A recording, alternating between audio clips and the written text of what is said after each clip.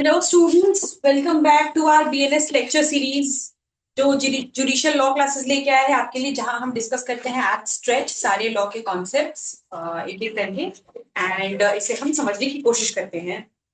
So last lecture में हमने BNS में अबेटमेंट के पूरे कॉन्सेप्ट को समझ लिया था। अबेटमेंट क्या है, कैसे होता है, किन तरीकों से किया जाता है, प्लस इसके साथ साथ उसके कब कब पनिशमेंट्स कैसे कैसे इम्पोज किए जाएंगे, मतलब प्रिंसिपल ऑफेंडर की क्या लाइबिलिटी बनेगी, ऑफेंस होता है तो अबेटर की क्या लाइबिलिटी, ऑफेंस नहीं होता है तो अबेटर की क्या लाइबिलिटी, ऑफेंस कुछ दूसरा होता है तो अबेटर की क्या लाइबिलिटी, प्लस कुछ ये जनरल प्रिंसिपल्स के अलावा कुछ स्पेसिफिक सिनेरियोज भी हमने अलग से देखे जो कि सेक्शंस में दे रखा है। अब जैसे फॉर एग्जांपल अगर डेथ कोई ऐसे ऑफेंस के लिए अबेटमेंट किया जाता है जो कि पनिशेबल है अंडर बीएनएस विथ डेथ और लाइफ इम्प्रिजनमेंट, तो क्या लाइबिलिटी होगी। अगर कोई अबेटमेंट कर रहा है, अबेटर एक पब्लिक सर्वेंट है, तो क्या लाइबिलिटी होगी। ये सारे केसेस हमने एक एक करके सेक्शंस में समझने की कोशिश की। अब जैसा कि मैंने लास्ट लेक्चर में कहा था कि इस चैप्टर में दो और सेक्शन सिर्फ हमारे पास रिमेनिंग है, जो कि सेक्शन 61 एंड सेक्शन 62। तो जिसमें सेक्शन 61 जो है वो बात करता है क्रिमिनल कॉन्स्पिरेसी की, और सेक्शन 62 बात करता है अटेम्प्ट की। ठीक है। सो इस चैप्टर में we were discussing about inchoate offences. Inchoate offences के बारे में हम यहाँ पे बात कर रहे थे इस चैप्टर में। अब ये इनकोएट ऑफेंस क्या है। इनकोएट का मतलब हमने पहले ही समझा था, इनकम्प्लीट ऑफेंसेस, ऐसे ऑफेंस जो कि कंप्लीट नहीं हो पाए उनको, मतलब नॉर्मली हमें पता है कि हमने स्टेजेस ऑफ क्राइम जब पढ़ा था उस समय पता है कि कमीशन का स्टेज जब होता है, मतलब जब एक ऑफेंस सक्सेसफुली कमिट हो गया तब जाके ऑफेंडर की लायबिलिटी बनती है। लेकिन इनकोएट ऑफेंसेस जिसमें सिर्फ तीन ऑफेंस आते हैं जो कि इस चैप्टर में वी वर स्टडी, जिसमें अबेटमेंट, कॉन्स्पिरेसी जो पढ़ेंगे और एक अटेम्प्ट, ये तीन चीजें आती हैं जिसको कि क्योंकि अभी ऑफेंस कंप्लीट नहीं हुआ, कंप्लीशन के पहले ही उसे हम पनिश कर दे रहे हैं, इसलिए इसे हम इनकोएट ऑफेंस कह रहे हैं। इस इनकोएट ऑफेंस में तीन चीजें हमने देखी, जिसमें हमने अबेटमेंट पढ़ लिया। अब हम पढ़ेंगे कॉन्स्पिरेसी। कॉन्स्पिरेसी क्या होता है। सो कॉन्स्पिरेसी जनरली हम सबने सुना है, ये टर्म तो एटलीस्ट सबने सुन रखा है कि कंस्पायर करना, किसी के अगेंस्ट कंस्पायर करना मतलब मिलके किसी के अगेंस्ट प्लानिंग करना। जनरली कॉन्स्पिरेसी का यही मतलब हुआ। अब ये टर्म कह रहा है क्रिमिनल कॉन्स्पिरेसी। ठीक है।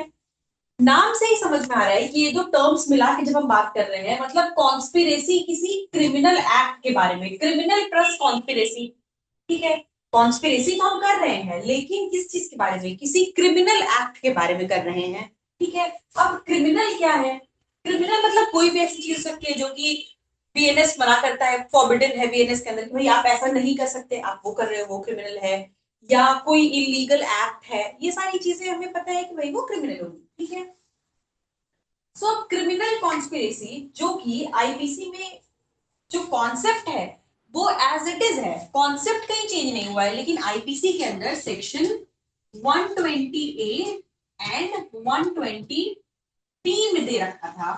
ये मैंने लास्ट लेक्चर में बताया था कि 120 ए एंड 120 बी में दे रखा था, जिसमें 120 ए जो है वो क्रिमिनल कॉन्स्पिरेसी को डिफाइन करता था कि भाई क्रिमिनल कॉन्स्पिरेसी है क्या। ठीक है। और 120 बी जो है इसके पनिशमेंट की बात करता था। 120 बी जो है इसके, इसकी पेनाल्टी क्या होगी इसके बारे में बात करता था कि क्रिमिनल कॉन्स्पिरेसी की पनिशमेंट क्या होगी। ये 120 बी में दे रखा था। अब क्योंकि ए और बी है तो ये बात हमें क्लियरली समझ में आ रही है, हम समझ सकते हैं कि ये इनिशियली आईपीसी में नहीं थे ये सेक्शंस। ठीक है। इसे ब्रिटिशर्स ने ऐड किया, इसे बाद में ऐड किया गया था 1913 में, आईपीसी में इसे ऐड किया गया था। अब क्योंकि बीएनएस जब आया तो भाई हम पूरे तरीके से हमने क्या, भाई क्या कर रहे हैं, इसे हम सिस्टमैटिकली अरेंज कर रहे हैं पूरा। ठीक है। हम इसे कोडिफाई कर रहे हैं, मतलब सिस्टमैटिकली इसे अरेंज कर रहे हैं। तो सिस्टमैटिकली जब हम अरेंज कर रहे हैं तो ये सेक्शंस क्योंकि उसने बाद में ऐड किए गए, तो ए एंड बी थे, इसे हमने एक ही सेक्शन के अंदर डाला, सेक्शन 61। इन कोएट ऑफेंस में तीनों को एक एक करके हमने बताया। अबेटमेंट जब हमारा कंप्लीट हो गया तो उसके बाद हमारे कॉन्स्पिरेसी पे। अब कॉन्स्पिरेसी के जो दो सेक्शंस थे उसे हमने मर्ज कर दिया एक ही में, सेक्शन 61 के अंदर। इसका क्लॉज 1 जो है ये एक्चुअली है 120 ए, यानी ये बात करता है डेफिनेशन की। क्लॉज 1 61 का क्लॉज 1 जो है 61 क्लॉज 1 ये 120 ए है, यानी ये बात करता है डेफिनेशन की। वही 61 का क्लॉज 2 जो है ये बात करता है 120 बी वाली, यानी पनिशमेंट्स की बात करता है। ये इसका बेसिक कॉन्सेप्ट हो गया। तो अब लेट्स सी कि ये सेक्शंस है क्या, इसे समझने की कोशिश करते हैं कि क्रिमिनल कॉन्स्पिरेसी होती क्या। ये तो कुछ बेसिक अंडरस्टैंडिंग हो गई कि भाई क्रिमिनल कॉन्स्पिरेसी के अरेंजमेंट के बारे में। नाउ स्टार्टिंग विद कि क्रिमिनल कॉन्स्पिरेसी है क्या, तो ये सेक्शन क्या कहता है। सेक्शन कहता है कि when two or more persons agree to do or cause to be done। ठीक है, पहला पार्ट क्या कह रहा है कि जब दो या दो से ज्यादा लोग, टू और मोर पर्सन, दो या दो से ज्यादा लोग अग्री टू डू, मतलब पहला इसका एसेंशियल यहां से निकला टू और मोर पर्सन फर्स्ट। ठीक है, दूसरा अग्री, दूसरा क्या कह रहा है, अग्री करते हैं, ये सेकंड हो गया। अग्री किस चीज के लिए, टू डू कुछ करने के लिए, और कॉज टू बी डन या तो खुद कुछ करने के लिए या करवाने के लिए। ठीक है, दो या दो से ज्यादा लोग जब आपस में अग्री कर रहे हैं, मतलब आपस में मिलकर डिस्कशन कर रहे हैं, बातचीत करके अग्रीमेंट करते हैं। अग्रीमेंट मतलब क्या, ये वैसा फॉर्मल रिटन अग्रीमेंट की बात नहीं हो रही है, मतलब एक दूसरे से अग्री करना, एक दूसरे की बात मानते हैं, एक दूसरे से सहमति जताते हैं। एक दूसरे से जब सहमति जताते हैं किस चीज के लिए, टू डू कुछ करने के लिए, और कॉज टू बी डन या कुछ करवाने के लिए। क्या, अब क्या चीज करने या करवाने के लिए, ए एंड बी, क्या चीज है वो। पहला एन इलीगल एक्ट, एक इलीगल एक्ट को करने या करवाने के लिए अगर दो या दो से ज्यादा लोग अग्री करें, पहला एन इलीगल एक्ट, या दूसरा an act which is not illegal, जो एक ऐसा एक्ट जो कि इलीगल नहीं है, एक्ट इलीगल नहीं है। एक्ट इलीगल नहीं है क्या मतलब, वो एक्ट जो है वो लीगल है। अगर इलीगल नहीं है तो लीगल है क्लियरली। तो एक ऐसा एक्ट जो कि लीगल है, उसे इलीगल मीन्स से करने के लिए, बाय इलीगल मीन्स। तो क्या कह रहा है, वन और टू डेफिनेशन से हमें ये समझ में आया, सिर्फ इतना पोर्शन अभी देखें तो, मतलब यहां तक कि by criminal such an agreement is designed a criminal designated a criminal conspiracy. इस पोर्शन को अभी यहां से हटा देते हैं। ठीक है, इतना पार्ट से हमें क्या समझ में आया कि भाई दो या दो से ज्यादा लोग, ठीक है, टू और मोर पर्सन जब एक साथ आके अग्रीमेंट करते हैं, मतलब सहमति जताते हैं, अग्री करते हैं कुछ करने टू डू या कुछ करवाने कॉज टू बी डन, कुछ करने या करवाने के लिए। अब क्या करने या करवाने, दो चीजें हैं, या तो कोई क्रिमिनल इलीगल एक्ट करने के लिए, जैसे इलीगल एक्ट क्या है हमें पता है, इलीगल एक्ट है ऑफेंस है कोई, जैसे कि मर्डर करने के लिए। मान लीजिए दो तीन लोग हैं, ए बी और सी, ये तीनों मिलकर प्लानिंग करते हैं एक्स के घर जाके रॉबरी करने की। ठीक है, ए बी और सी तीन लोगों ने मिलकर प्लानिंग की एक्स के घर जाके रॉबरी करने के लिए। तो अभी हमें यहां तक अगर देखें पॉइंट वन तक, हमारी क्या क्या एसेंशियल्स पूरे में, टू और मोर पर्सन करेक्ट हो रहा है, ए बी सी तीन लोग हो गए, दो या दो से ज्यादा लोग हुए। दो या दो से ज्यादा लोग को क्या मतलब है कहने का, मतलब मिनिमम दो लोग हैं, विच मीन्स कॉन्स्पिरेसी के होने के लिए कम से कम दो लोग तो चाहिए ही। अकेला एक आदमी कॉन्स्पिरेसी नहीं कर सकता है, तो दो लोग तो कम से कम चाहिए। एसेंशियल फुलफिल हो गया पहले इस एग्जांपल में, दो से तीन लोग हैं यहाँ पे। ठीक है, दूसरा अग्री टू डू, अब भाई इन लोगों ने तीनों ने मिलकर आपस में सहमति से प्लान किया, ठीक है, अग्री किया, टू डू और कॉज टू बी डन, कुछ करने या करवाने के लिए। कुछ करने के लिए लोग अग्री किया आपस में तीनों, क्या एक्ट है, एन इलीगल एक्ट, एक इलीगल एक्ट के लिए। अब वो एक्ट क्या है, वही एक्ट है रॉबरी। तो सारे एसेंशियल्स फुलफिल हो गए, तीन लोग मिलके आए कि भाई चौथे के घर पे रॉबरी करेंगे। ठीक है, एसेंशियल फुलफिल हो गया, एक रॉबरी एक इलीगल एक्ट है, यहां तक क्लियर। ठीक है, अब सेकेंड पॉइंट क्या कह रहा है कि भाई यही तीन लोग, ये तो पहला तो हमें समझ में आ गया कि भाई ठीक है, हमें समझ में आ रहा है कि लोग मिलके आपस में किसी इलीगल एक्ट करने के लिए एक साथ आते हैं। ठीक है, अब दूसरा पॉइंट क्या कह रहा है कि भाई कोई लीगल एक्ट है लेकिन उसे इलीगल तरीके से करने के लिए भी, अगर दो या दो से ज्यादा लोग साथ में आपके अग्रीमेंट में उस काम को कहते हैं तो उसे हम क्रिमिनल कॉन्स्पिरेसी कह रहे हैं। अब ये क्या मतलब हुआ कि भाई एक्ट तो लीगल है लेकिन उसे इलीगल तरीके से करना, जैसे जैसे क्या हो सकता है, जैसे हो ये सकता है कि भाई मान लीजिए कि एक कंट्री से दूसरी कंट्री में आपको कोई भी चीज, जैसे प्रेशियस कोई अगर जेमस्टोन्स है, ठीक है, गोल्ड फॉर एग्जाम्पल, चलिए गोल्ड लेते हैं, लेके जाना गलत नहीं है। जैसे कंट्री ए है, से आप कंट्री टी में लेके जा रहे हो अगर गोल्ड, ठीक है, क्या लेके जाना गलत है? नहीं, लेके जाना तो गलत नहीं है, ये तो लीगल एक्ट है। आपको लेके जाना है, अगर आप लीगली लेके जा रहे हो तो बिल्कुल सही।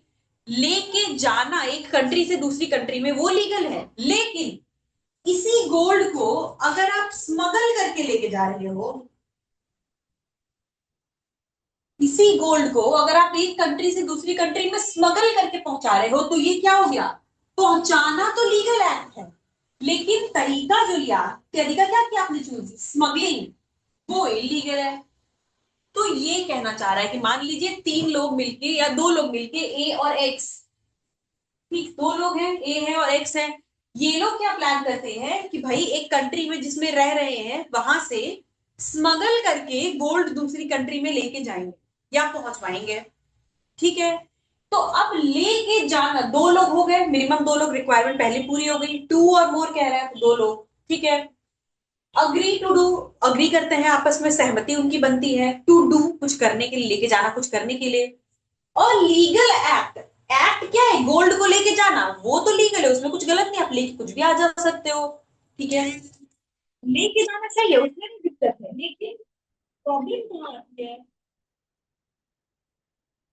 तो लेके जाना तो गलत नहीं है, आप लेके जा सकते हो बिल्कुल, लेकिन जो तरीका अपनाया, तरीका क्या अपनाया, स्मगलिंग का, वो गलत है। मीन्स क्या हो गया, मीन्स जो है वो गलत हो गया, आपको वो इलीगल है स्मगलिंग। तो यही कह रहा है सेकेंड पॉइंट जो है क्लॉज बी, वो यही कहने की कोशिश कर रहा है कि भाई काम तो लीगल है लेकिन तरीका इलीगल है, ठीक है। तो कॉन्स्पिरेसी, अब देखिए कि इसके बाद क्या है, सच an agreement is designated a criminal conspiracy. ऐसे किसी भी अग्रीमेंट को, मतलब ऐसी किसी सहमति को, कैसी सहमति, कोई इलीगल काम करने की या लीगल काम को इलीगल तरीके से करने की, ठीक है, ऐसी किसी भी सहमति को हम क्रिमिनल कॉन्स्पिरेसी कह रहे हैं। तो ये पार्ट तो डेफिनेशन की हो गई, यहां तक हमें समझ में आया। डेफिनेशन क्या कहा, डेफिनेशन कह रहा है कि भाई जब दो या दो से ज्यादा लोग आपस में सहमति जताते हैं किसी इलीगल एक्ट को करने के लिए या लीगल एक्ट को इलीगल तरीके से करने के लिए, हमने दोनों के एग्जांपल्स देखे हैं। लीगल एक्ट मतलब, इलीगल एक्ट मतलब क्या, इलीगल एक्ट तो कोई भी ऑफेंस हो सकता है, किसी का मर्डर करने के लिए, किसी के घर रॉबरी करने के लिए, किसी के घर चोरी करने के लिए, कुछ भी, कोई भी इलीगल एक्ट। और लीगल एक्ट को इलीगल तरीके से, जैसे हमने देखा कि भाई सामान लेके जाना गलत नहीं है लेकिन स्मगल करके लेके जाना गलत है, ठीक है। अब जैसे किसी इंसान को आप कंट्री एक, कंट्री वन से कंट्री टू में लेके जा रहे हो, लेकिन लेके कैसे जा रहे हो, लेके जाना गलत नहीं है ट्रांसपोर्ट, लेकिन किडनैप करके लेके जा रहे हो, तो मीन्स क्या किया आपने, मीन्स जो चुना वो गलत किया। तो ये काम जो है वो गलत नहीं है लेकिन मीन्स जो है, वो तरीका जो है वो गलत है, ठीक है। तो ऐसे किसी काम को करने के लिए अगर कोई अग्रीमेंट बनता है, सच एन अग्रीमेंट, अगर कोई अग्रीमेंट बनता है तो ऐसे अग्रीमेंट को क्रिमिनल कॉन्स्पिरेसी कह रहे हैं, ठीक है। अब क्रिमिनल कॉन्स्पिरेसी क्यों कह रहे हैं भाई, क्रिमिनल कॉन्स्पिरेसी कहने ही का मतलब है क्लियरली यहाँ पे,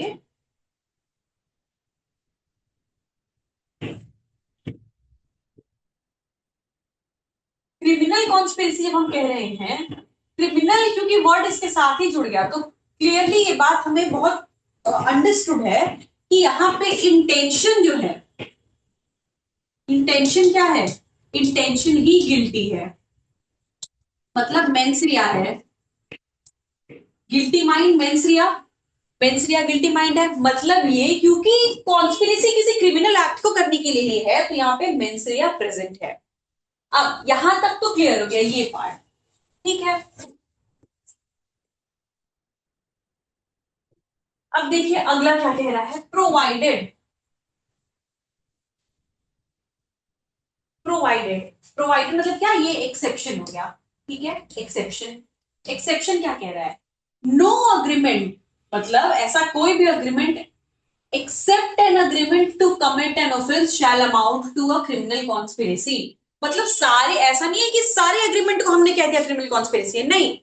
वही कह रहा है प्रोवाइडेड, एक्सेप्शन क्या है कि सारे ही अग्रीमेंट कॉन्स्पिरेसी क्रिमिनल कॉन्स्पिरेसी है, ऐसा जरूरी नहीं है। पर कौन से अग्रीमेंट है, except an agreement to commit an offence, सिर्फ वो अग्रीमेंट्स, वैसे अग्रीमेंट्स जो कि बनाए गए हैं, अग्रीमेंट बनाए गए मतलब ऐसे चीज भी सहमति हुई है जब जो कि किसी ऑफेंस को करने के लिए, मतलब किसी क्रिमिनल एक्ट को करने के लिए है, कोई ऑफेंस, किसी का मर्डर करना, रॉबरी करना, रेप करना, डकैती करना, कोई भी ऑफेंस को करने के लिए अगर जहां अग्रीमेंट बना है, जहां सहमति हुई है, सिर्फ उन अग्रीमेंट्स को हम क्रिमिनल कॉन्स्पिरेसी कह रहे हैं। ये एक सेक्शन बता रहा है। अदरवाइज अगर आप ऐसा नहीं करोगे तो भाई तब तो सारे अग्रीमेंट जितने बन रहे हैं वो सारे क्रिमिनल कॉन्स्पिरेसी हो गए, सारे हो गए। इसी चीज को क्लैरिफाई करने के लिए एक्सेप्शन दिया हुआ है कि भाई ऐसा नहीं है कि सारे ही अग्रीमेंट्स जो है वो क्रिमिनल कॉन्स्पिरेसी होगी, नहीं। पर सिर्फ वो अग्रीमेंट्स जो कि बनाए गए हैं किस लिए, किसी क्रिमिनल, किसी ऑफेंस को कमिट करने के लिए, टू कमिट एन ऑफेंस, ठीक है।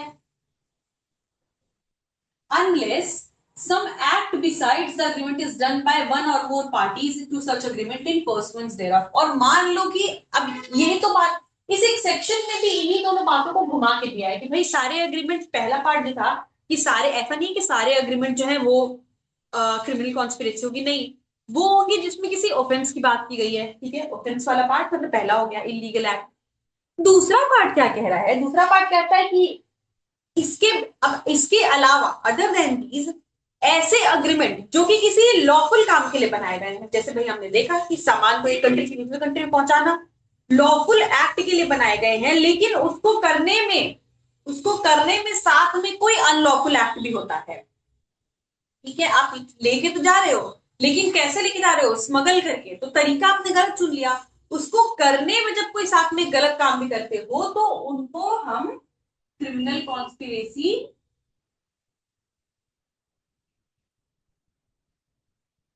ये पूरा,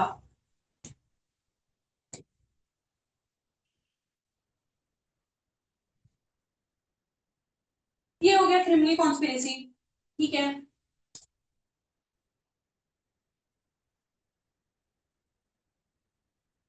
अब 61 क्लॉज टू, यहां से तो हमें पता लग गया कि भाई ये क्या है, 120 ए वाला पार्ट है, यानी कि डेफिनेशन, ठीक है।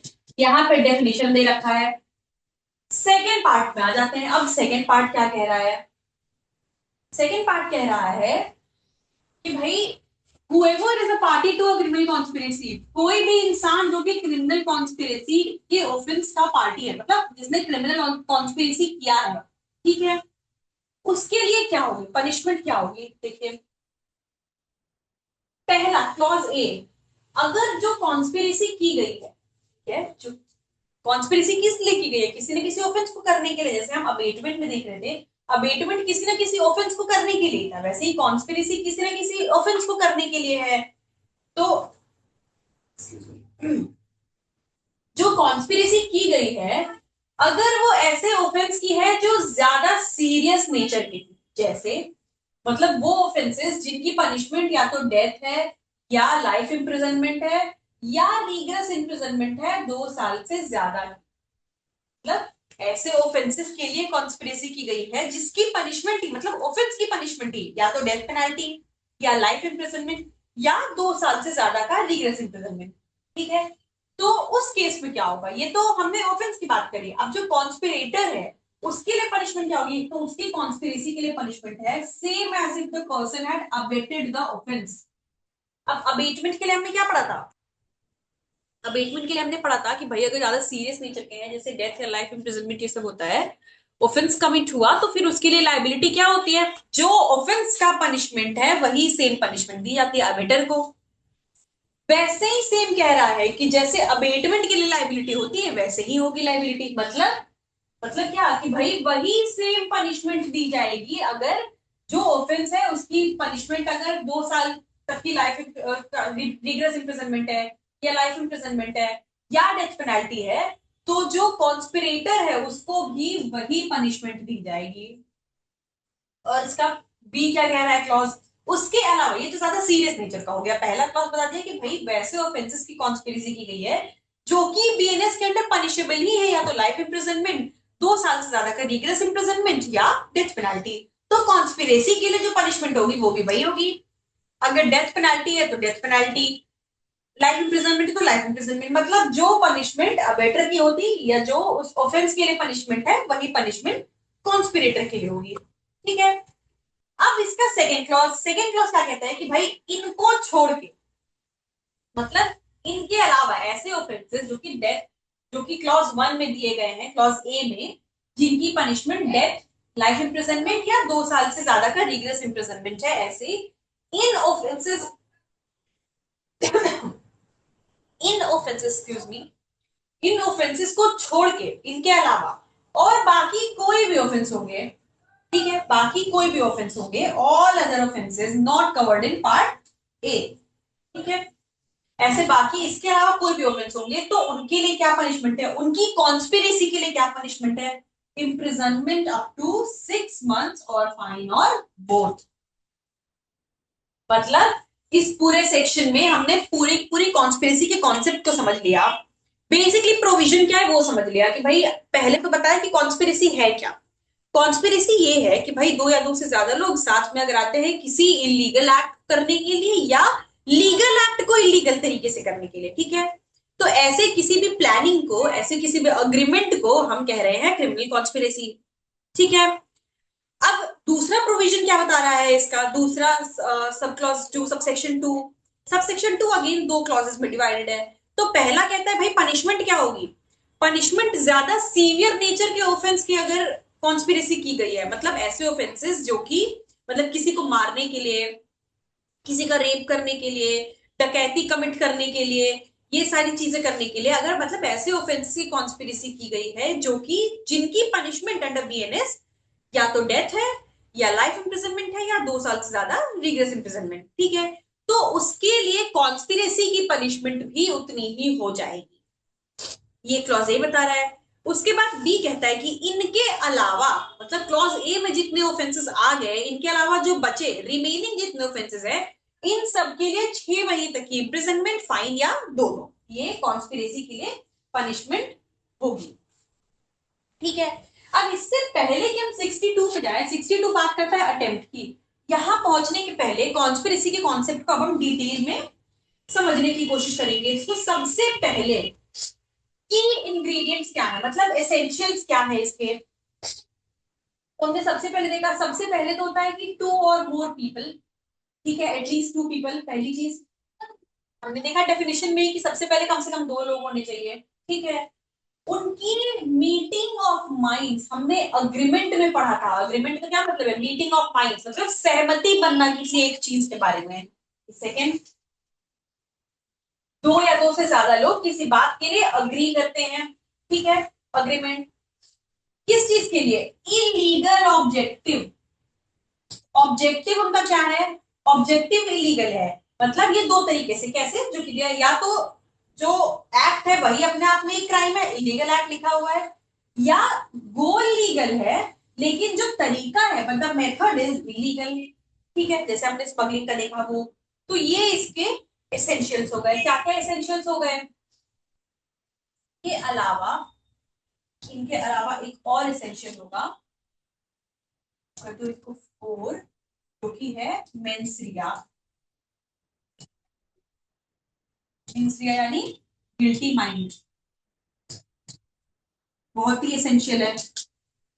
तो हमें 4 एसेंशियल्स इसके मिल गए। सबसे पहले 2 या 2 से ज्यादा लोग होने चाहिए, दूसरा कि एक अग्रीमेंट होना चाहिए, ठीक है, तीसरा अग्रीमेंट मतलब क्या, मीटिंग ऑफ माइंड्स होनी चाहिए, वो लोग एक चीज पे कंसेंशुअली आ जाए, एक बात पे अग्री करें, और इसके बाद एक इलीगल ऑब्जेक्टिव होना चाहिए। मतलब इलीगल ऑब्जेक्टिव का मतलब क्या है, भाई या तो काम ही जो करना है, कॉन्स्पिरेसी जिसके लिए की गई है, जो ऑब्जेक्टिव है वही इलीगल है, या फिर काम जो है वो तो लीगल है लेकिन तरीका इलीगल अपनाना है उसका।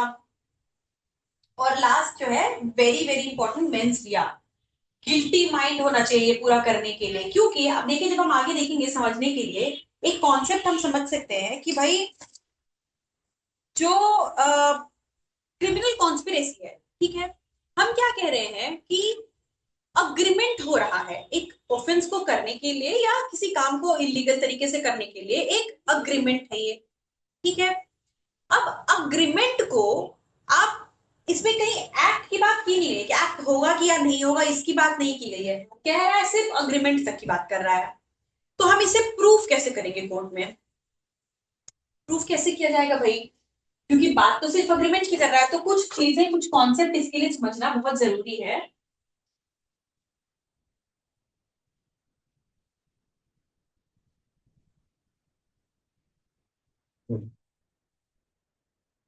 देर आर सर्टन थिंग्स, जैसे हमने एसेंशियल्स पहले देखे, ठीक है। इसके अलावा कुछ और इंपॉर्टेंट पॉइंट्स हैं जो कि समझना जरूरी है, जैसे कि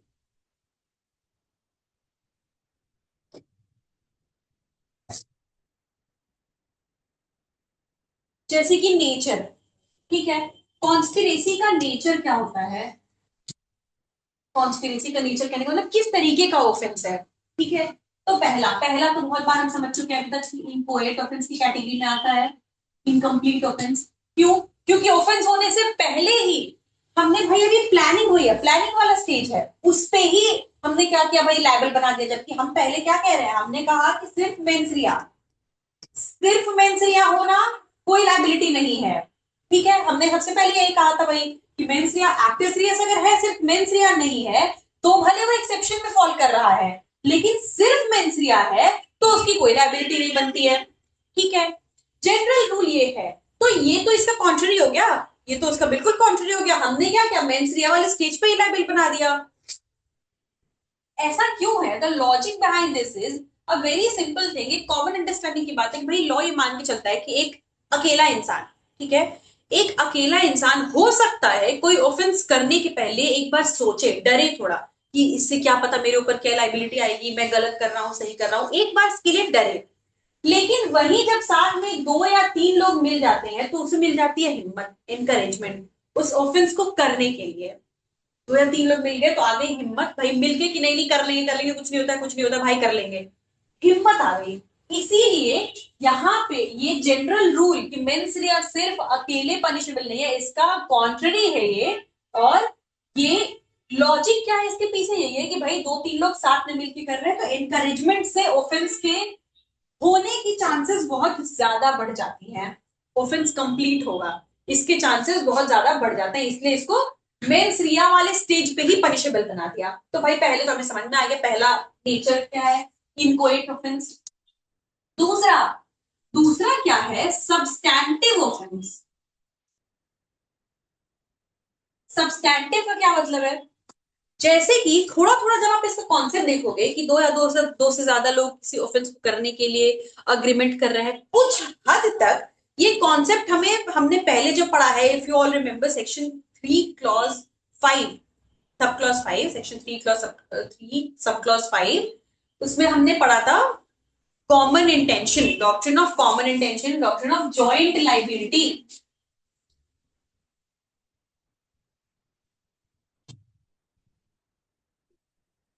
कॉमन इंटेंशन पढ़ा था आपने।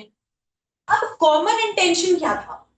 कॉमन इंटेंशन में हमने एक चीज पढ़ी थी कि भाई कॉमन इंटेंशन के होने के लिए वो हमेशा किसी ऑफेंस के साथ लगता है, अकेले कॉमन इंटेंशन कभी कोई अलग से ऑफेंस नहीं है। क्यों? क्योंकि उसकी डेफिनेशन क्या कहती थी, common intention in furtherance of an act.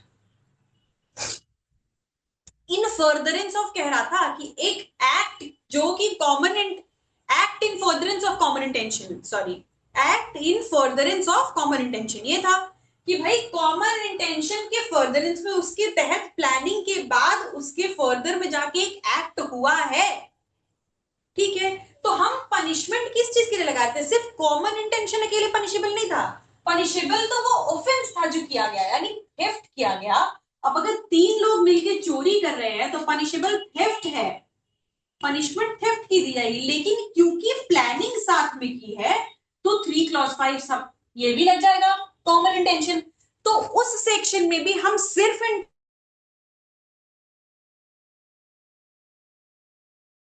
साथ में मिलके किया तो ये सेक्शन लग जाएगा, इसलिए मैंने वहां भी ये बात कही थी कि सेक्शन 3 क्लॉज 5 यानी कॉमन इंटेंशन जो है ये सब्सटैंटिव ऑफेंस नहीं है, मतलब अकेले कभी नहीं लग सकता।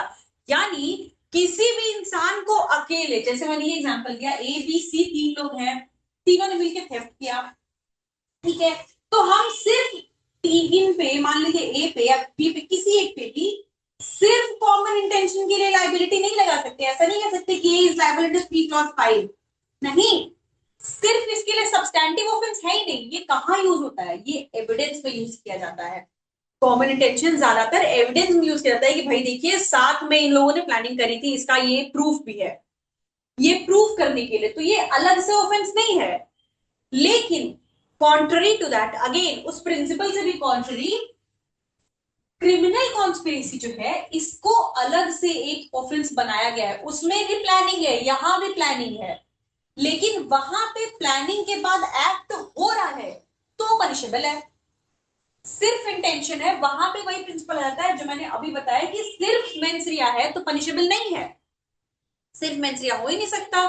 लेकिन कॉन्ट्ररी टू दिस, जब हम क्रिमिनल कॉन्स्पिरेसी पे आते हैं तो सिर्फ मेंसरिया होना, आपने एक ऑफेंस के लिए प्लानिंग करी, भले एक्ट हुआ या नहीं हुआ उससे हमें नहीं मतलब है, प्लानिंग करी, उतने को ही हम पनिशेबल बना रहे हैं वहां पे, तो ये अपने आप में एक ऑफेंस है। कॉमन इंटेंशन ऑफेंस नहीं है, रूल ऑफ एविडेंस है, हमेशा किसी किसी प्रिंसिपल ऑफेंस के साथ लेके आएगा वो। लेकिन कॉन्स्पिरेसी जो है वो प्रिंसिपल ऑफेंस है, अपने आप में सब्सटैंशियली एक ऑफेंस है। कोई पर्सन जो है सिर्फ क्रिमिनल कॉन्स्पिरेसी के लिए भी लायबल हो सकता है अंडर सेक्शन 61, सिर्फ कॉमन इंटेंशन का नहीं होगा लेकिन कॉन्स्पिरेसी के लिए लायबल हो सकता है। तो इसका नेचर का सेकंड क्या हुआ पॉइंट, कि सब्सटैंटिव ऑफेंस है। थर्ड, थर्ड क्या है, इंडिपेंडेंट। अब ये इंडिपेंडेंट कहने का क्या मतलब है, सो इंडिपेंडेंट मीन्स थोड़ा बहुत सब्सटैंटिव जैसा, सब्सटैंटिव मैंने कहा कि अपने आप में एक ऑफेंस है, ठीक है, सब्सटैंशियली एक ऑफेंस है। इंडिपेंडेंट का मतलब है कि दूसरे ऑफेंस पे डिपेंडेड नहीं है, दूसरे ऑफेंस पे इसकी डिपेंडेंस नहीं है, जो कि कॉमन इंटेंशन में है।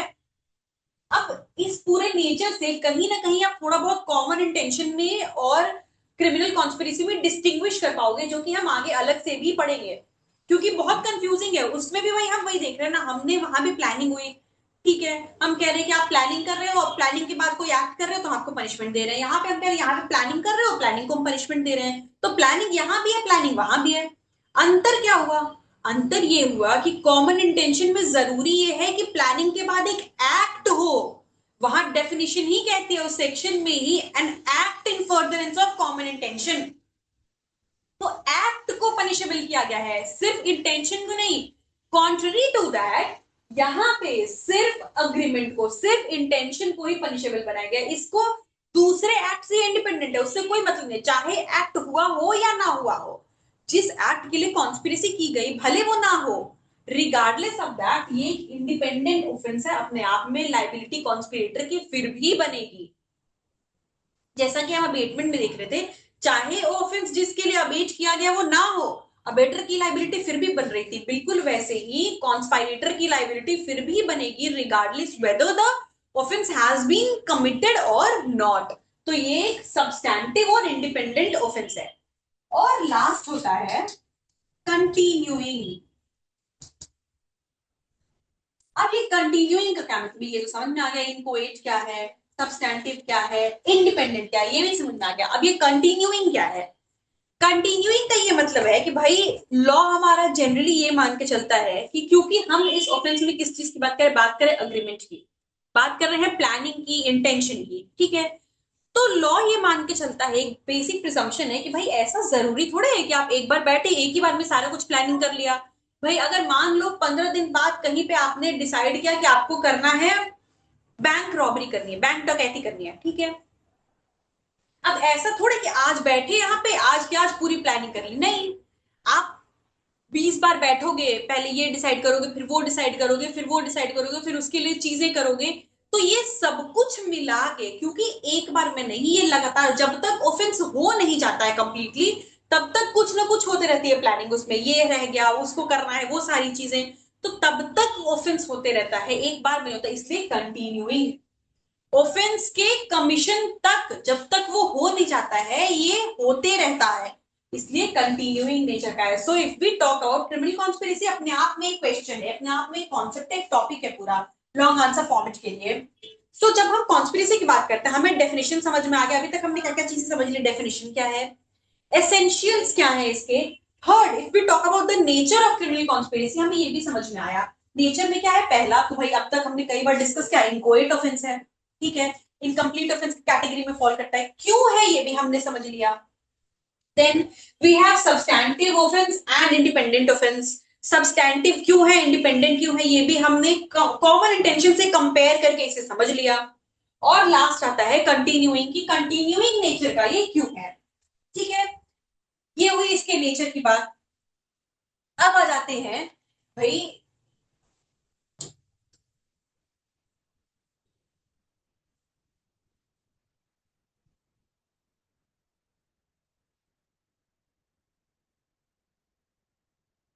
अभी जो मैंने कहा कि कॉमन इंटेंशन में हम अग्रीमेंट होने को पनिश कर रहे हैं, ठीक है।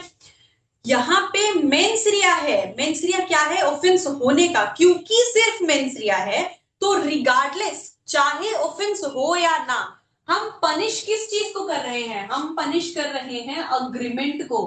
प्रेजेंस ऑफ एन अग्रीमेंट, एक अग्रीमेंट है, हम उसे ही पनिश कर रहे हैं, पेनल्टी उसके लिए है। यहाँ पे क्या है कि कॉमन इंटेंशन से अलग, कॉमन इंटेंशन में क्या था, जैसे मैंने कहा था कि N act in furtherance of common intention, यहाँ पे कॉन्ट्ररी टू दैट एक एक्ट होना जरूरी नहीं है, नो ओवर्ट एक्ट नीडेड। जरूरी नहीं है कि एक एक्ट हो, पर सिर्फ अगर अग्रीमेंट बना भी, सिर्फ अग्रीमेंट बन गया उतना ही काफी है।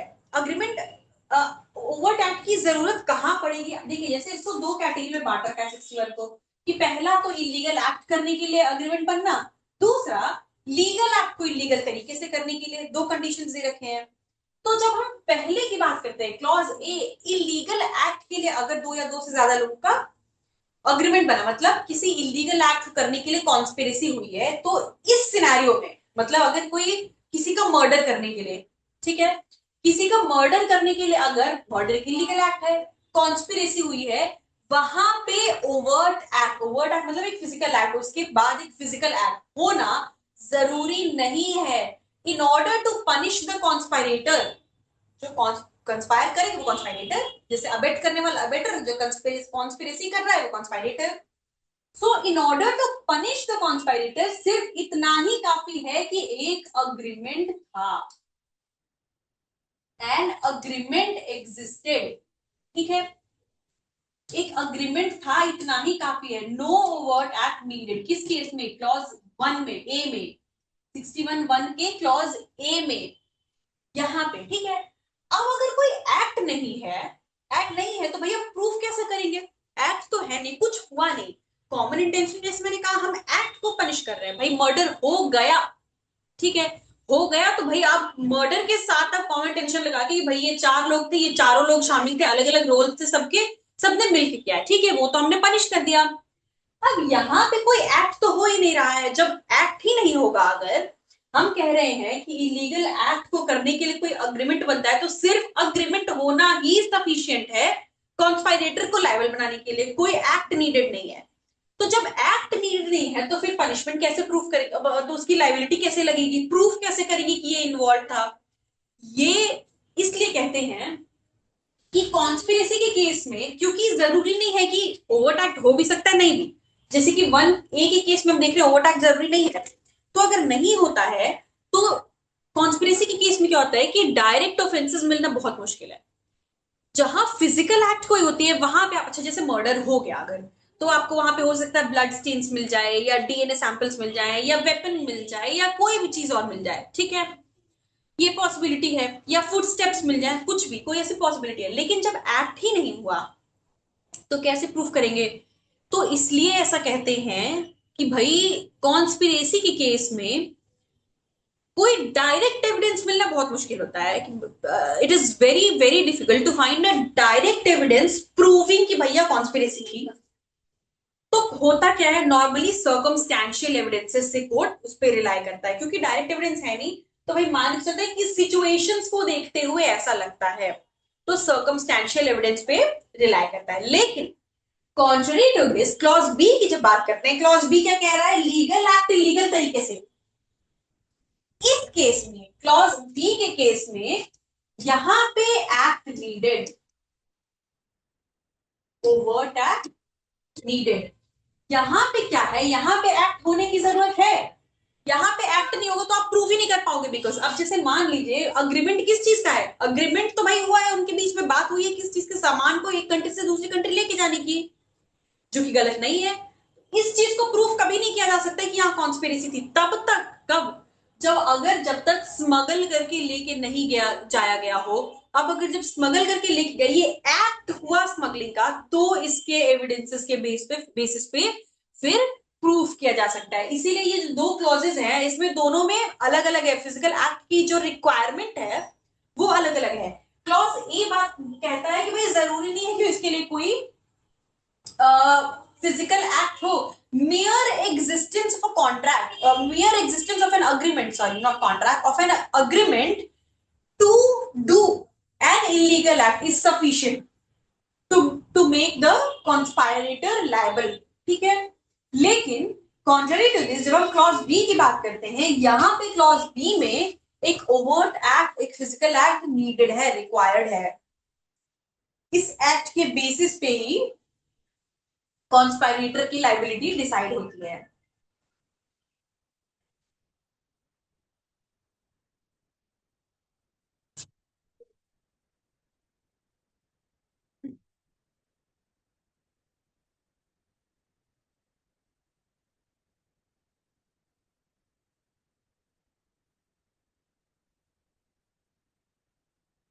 अब हमें केसेस थोड़े डिस्कस करना है, लेकिन केसेस डिस्कस करने के पहले एक एक छोटा सा कॉन्सेप्ट डिस्कस करना चाहूंगी।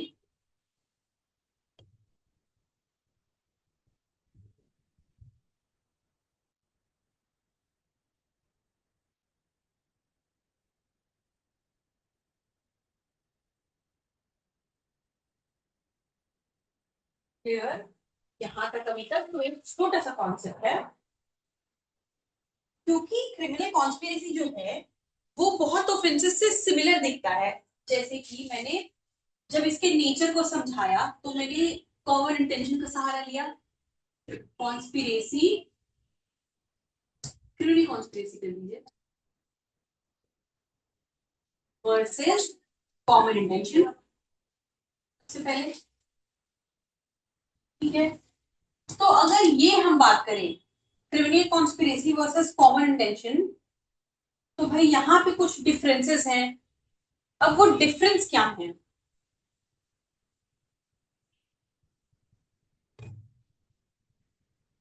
डिफरेंस को अगर हम समझने की कोशिश करें,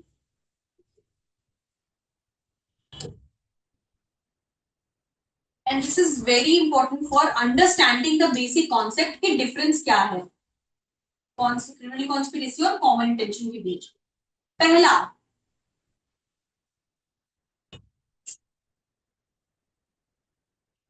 mere existence of an agreement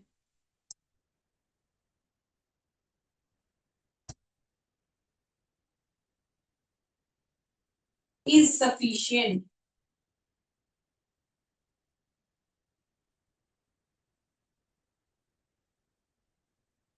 ठीक है।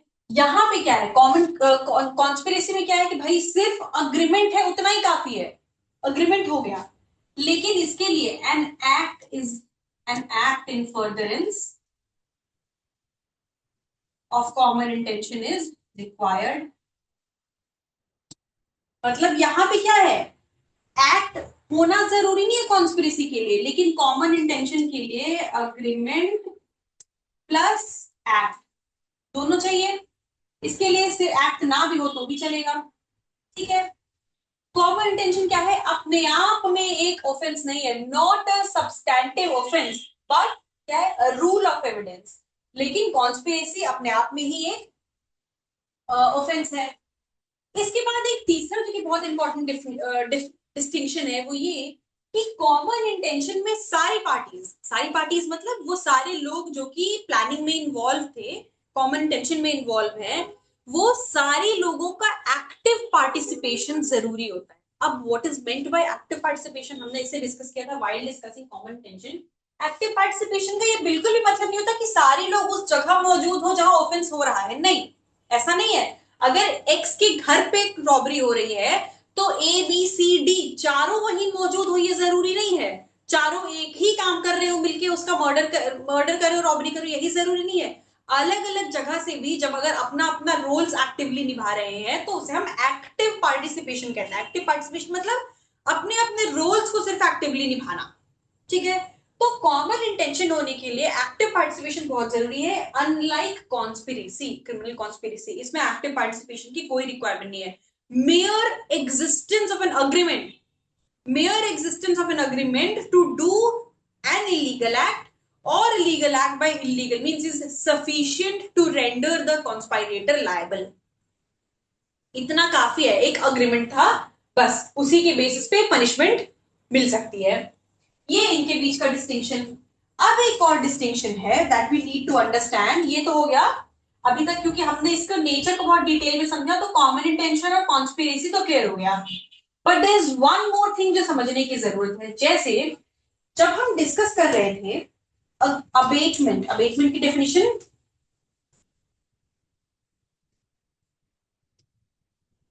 अबेटमेंट की डेफिनेशन सेक्शन 45, ठीक है। अबेटमेंट की डेफिनेशन क्या कहता है कि किन तीन तरीकों से होता है। पहला इंस्टिगेशन, थर्ड इंटेंशनल एड,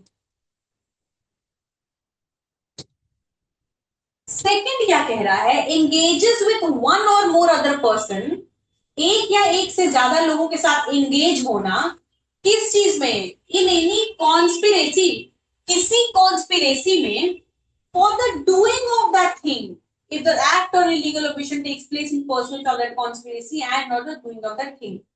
अब इसमें भी कॉन्स्पिरेसी आ गया, सेक्शन 45 यानी अबेटमेंट में भी कॉन्स्पिरेसी यहां भी आ गई।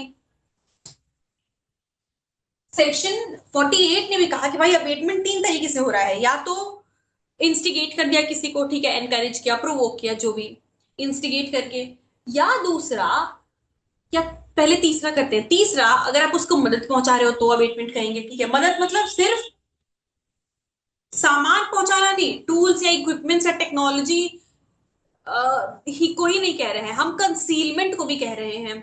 अगर आपने डेलिबरेटली कंसील किया है उसे भी हम इंटेंशनल एड मान रहे हैं, मतलब किसी भी तरीके से मदद प्रोवाइड कर रहा है, असिस्टेंस या सपोर्ट, ठीक है। जो सेकंड है, जो क्लॉज बी है, वो कहता है एंगेजिंग इन एनी कॉन्स्पिरेसी, किसी कॉन्स्पिरेसी में एंगेज होना, for doing of an offence, किसी ऑफेंस को करने के लिए एक कॉन्स्पिरेसी में अगर आप एंगेज हो रहे हो तो उसे भी अबेटमेंट कह रहे हैं। लेकिन वहां भी अबेटमेंट बाय कॉन्स्पिरेसी है, यहाँ पे भी कॉन्स्पिरेसी है। अब दोनों में अंतर क्या है? अंतर ये है कि अबेटमेंट बाय कॉन्स्पिरेसी की जब हम बात करते हैं, अबेटमेंट बाय कॉन्स्पिरेसी की बात करते हैं तो वहां पे अबेटमेंट के बाद एक एक्ट होना जरूरी है। क्या कह रहा है वो सेक्शन ही कहता है engaging in conspiracy for doing of a thing, जिस चीज के लिए कॉन्स्पिरेसी कर रहे हो उसको होना जरूरी है अबेटमेंट बाय कॉन्स्पिरेसी में फॉल करने के लिए। तो इसके लिए भाई अगर हम डिफरेंसेस देखें तो क्या है, सेक्शन 45 और सेक्शन 61, ठीक है। 61 क्या हो गया कि सब्सटैंटिव हो गया, अपने आप में ही एक ऑफेंस है, सब्सटैंटिव ऑफेंस। 45 क्या है, 45 में जब हम कॉन्स्पिरेसी की बात करते हैं, ये एक ऑक्सिलियरी ऑफेंस है। ऑक्सिलियरी मतलब ये कि अपने आप में ऑफेंस नहीं है, वहां सिर्फ कॉन्स्पिरेसी की बात नहीं की है। वहां क्या कह रहा है, कॉन्स्पिरेसी के तहत ऑफेंस होना चाहिए। कॉन्स्पिरेसी के बाद जब ऑफेंस होगा तब हम कह रहे हैं कि अबेटमेंट बाई कॉन्स्पिरेसी हुई है, कंस्पायर किया, उसके बाद वो एक्ट हो गया। जब हो जाता है, होने के बाद तब हम कह रहे हैं कि भाई अबेटमेंट बाई कॉन्स्पिरेसी हुई है। लेकिन क्रिमिनल कॉन्स्पिरेसी में वो नहीं है। क्रिमिनल कॉन्स्पिरेसी होने के लिए भाई तुमने सिर्फ अग्रीमेंट किया, दैट इज इनफ। ठीक है, यहां पे क्या है कि जो अबेटर है, अबेटर जो है वो प्रिंसिपल ऑफेंडर नहीं है, मतलब मैंने कॉन्स्पिरेसी में शामिल हुआ, ठीक है, हम क्या कह रहे हैं, अबेटमेंट बाई कॉन्स्पिरेसी कह रहे हैं।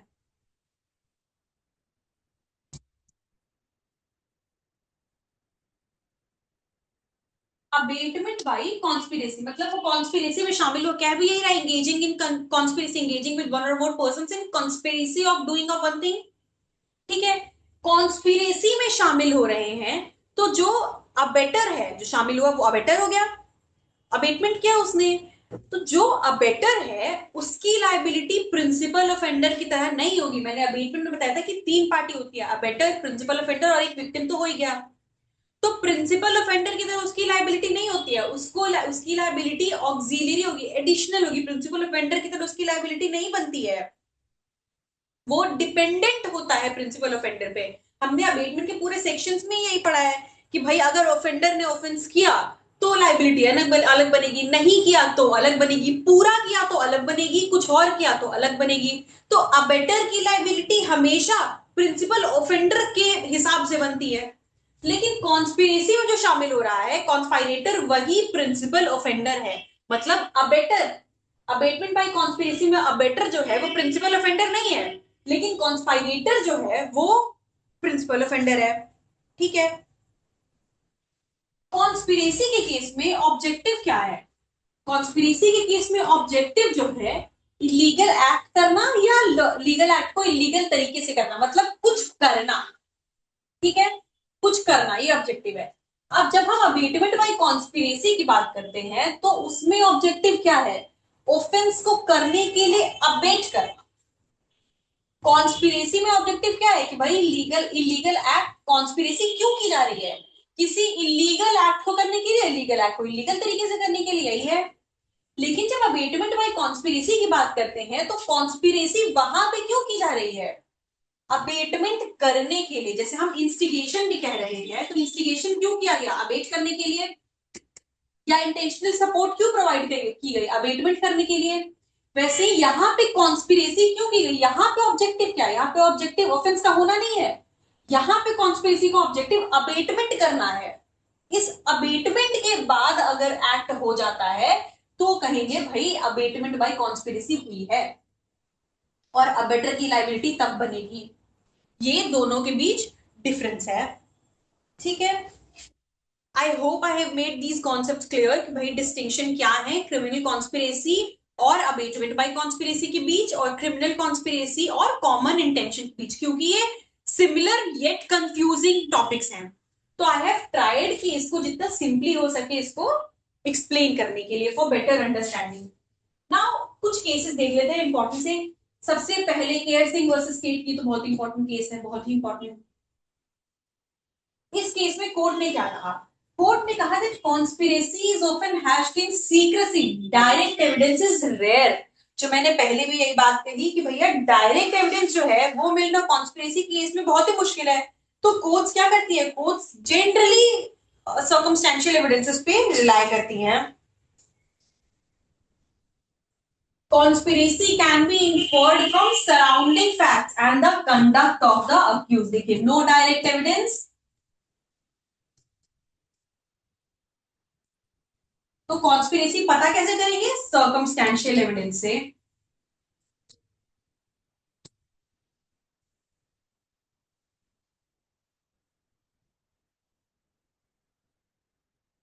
ठीक है, दूसरा स्टेट वर्सेस नवजोत संधू। ठीक है, ये 2005 का केस है। इस केस में कोर्ट ने क्या कहा? इस केस में भी प्रिंसिपल जो वही था कि भाई इनडायरेक्ट एविडेंस जो, मतलब डायरेक्ट एविडेंसेस जो है उनका मिलना मुश्किल होता है, उसी चीज को इम्फेसिस करने की कोशिश की गई। कोर्ट ने क्या कहा? Existence of a conspiracy can be determined through indirect evidence. यहां भी देखिए इनडायरेक्ट एविडेंस पे आती है कि भाई डायरेक्ट एविडेंस मिली ये बहुत ही मुश्किल है। High level of coordination and communication between the accused pointed a collective plan.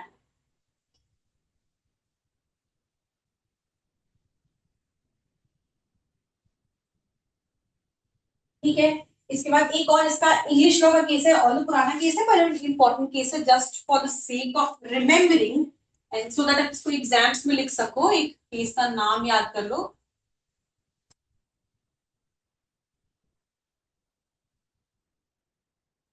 R versus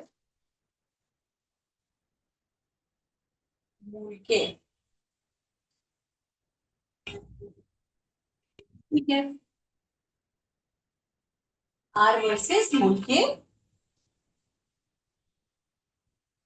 इस केस में कोर्ट ने क्या कहा, इस केस में कहा गया, ब्रिटिशर्स का केस है, एक इंग्लिश लॉ का केस है। इस केस में कोर्ट ने कहा कि भाई सिर्फ दो या दो से ज्यादा लोगों का होना जरूरी नहीं है, वो तो ठीक है, लेकिन conspiracy proof, criminal conspiracy proof करने के लिए उनके बीच अग्रीमेंट का होना जरूरी है।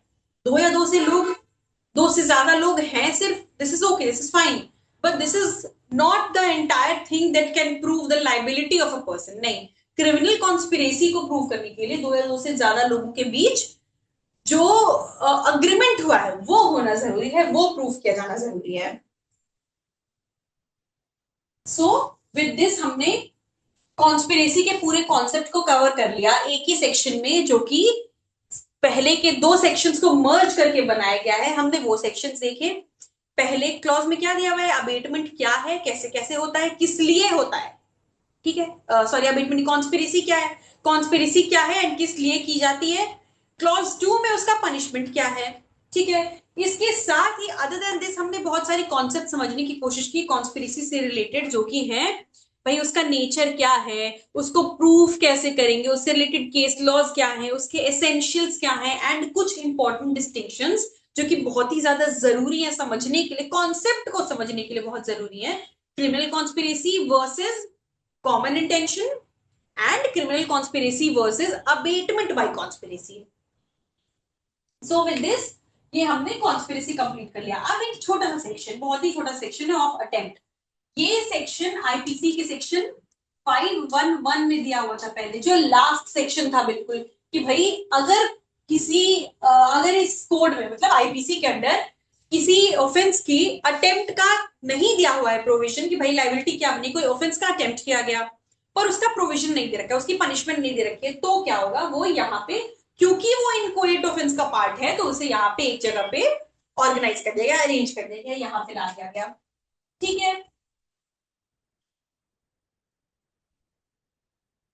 ये सेक्शन क्या है, ये सेक्शन कहता है भाई लाइबिलिटी ऑफ अनकंप्लीट ऑफेंसेस। भाई आपने अटेम्प्ट किया, अटेम्प्ट स्टेज पे ही हम यहाँ पे इसे पनिशेबल बना रहे हैं। Section 62 punishes the attempt to commit an offence. Attempt को हर जगह पनिशमेंट नहीं दी गई, पनिशेबल नहीं बनाया गया। अटेम्प्ट टू मर्डर है, ठीक है, लेकिन क्या सारे ऑफेंस में अटेम्प्ट टू थेफ्ट है? नहीं, नहीं है। तो जिन ऑफेंसेस के लिए अब अटेम्प्ट नहीं दिया हुआ है कि उनके लिए पनिशमेंट क्या होगी, अब किसी ने चोरी करने की कोशिश तो की लेकिन पूरा नहीं कर पाया, सामान उठाया लेकिन ओनर को देख लिया तो हड़बड़ा के उसे रख दिया। ठीक है, तो कोशिश तो की लेकिन कर नहीं पाया। तो अब जिन ऑफेंसेस के अटेम्प्ट का प्रोविजन नहीं दिया हुआ है कि भाई उसके लिए पनिशमेंट क्या होगी, उनके लिए वो जो गैप है उसे फुलफिल करने के लिए ये सेक्शन आता है। This section applies only when no specific punishment for the attempt is provided elsewhere in the BNS. जिस ऑफेंस के लिए अब अटेम्प्ट की पनिशमेंट नहीं दी गई है तब आता है। जैसे एग्जांपल में देखिए लिखा है कि attempt to murder has its own section. Attempt to murder का है तो वहां पे 5, तो वहां पे क्या 62 लगेगा? नहीं, वहां नहीं लगेगा, वहां पे उसका अपना प्रोविजन ही लगेगा। लेकिन जहां पे नहीं है, जैसे मैंने कहा अटेम्प्ट टू थेफ्ट नहीं दिया हुआ है कुछ भी ऐसा, तो वहां पे ये आ जाएगा। तो उन केसेस में क्या है भाई,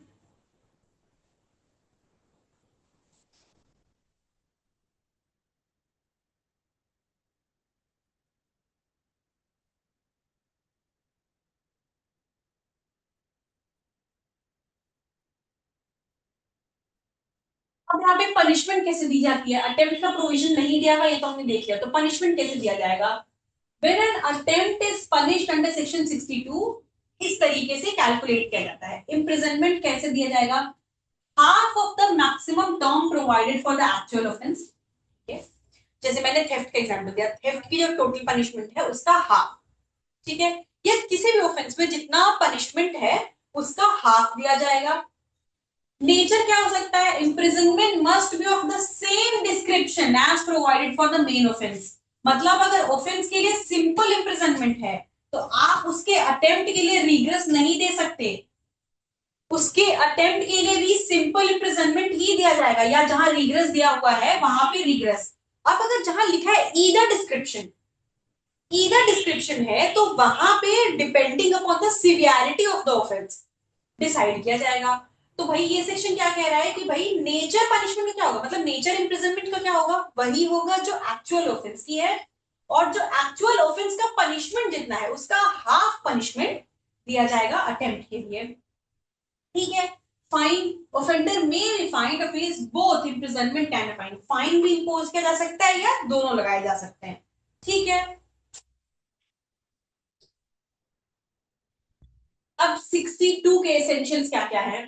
सबसे पहले क्रिमिनल इंटेंट, भाई आपने जो भी किया क्रिमिनल इंटेंशन से किया, मेंस rea होना जरूरी है। ठीक है। एक्शन बियॉन्ड प्रेपरेशन, प्रेपरेशन के बाद कुछ किया था। ठीक है। The offender must move beyond mayor planning, सिर्फ प्लानिंग और प्रेपरेशन नहीं, उसके बाद perform an overt act towards the commission of the crime, कुछ करने के लिए, क्राइम कमिट करने के लिए कुछ किया। ठीक है। तीसरा लैक ऑफ कंप्लीशन, किया तो जरूर लेकिन कंप्लीट नहीं कर पाया, क्राइम मस्ट रिमेन इनकम्प्लीट। ठीक है।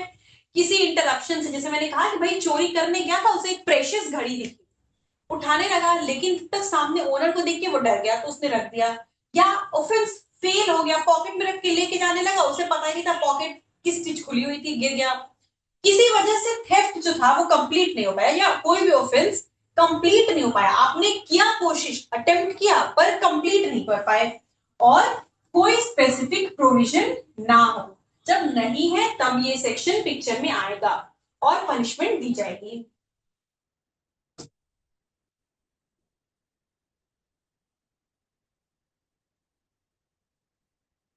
जैसे देखिए इसके इलस्ट्रेशन में क्या दिया हुआ है, ए देखते हैं। A makes an attempt to steal some jewels, और ये जो इलस्ट्रेशन है ये बहुत कॉमन है जुडिशियल एग्जाम्स में, ये पर्टिकुलर इलस्ट्रेशन ये पूछते हैं ये ऑप्शंस में कि कौन से ऑफेंस से रिलेट करते हैं, किस सेक्शन के अंदर पनिशेबल होंगे, इस तरीके से प्री के लिए बहुत बहुत कॉमन क्वेश्चन है। A makes an attempt to steal some jewels by breaking open a box.